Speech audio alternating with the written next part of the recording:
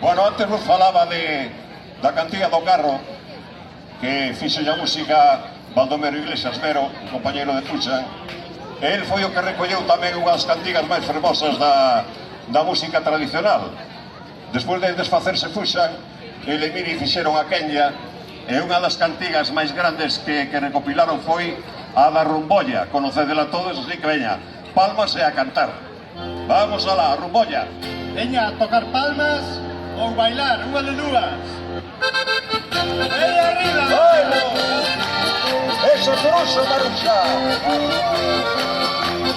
Non se oyen esas palmas! A carpa está moi parado! Leime de casa pa casio, que riña de Montalena, e traer un peixinho, pra canto a rumbo e a veña, anda Xoana, a recha Troia, vente comigo bailaremos la rumboia, viva rumboia, rumboia viva, viva rumboia, que sea lo que diga.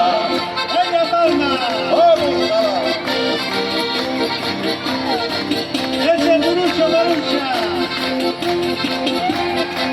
Ahora que yo voy,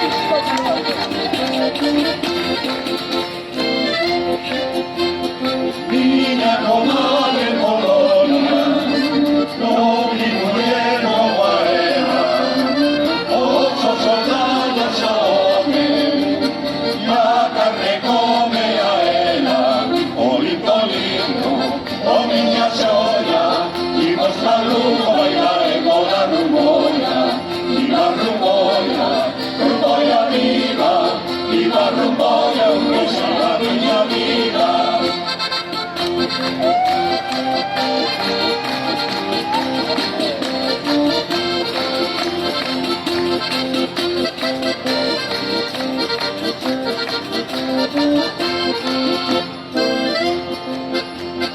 Como la despedida, por riba da madeira, o que non deje en la casa, vaya deixando a lareira, anda Xoana, a recha Troia, vente comigo bailaremos la rumboia, viva rumboia, rumboia viva, viva rumboia, que sea tontería.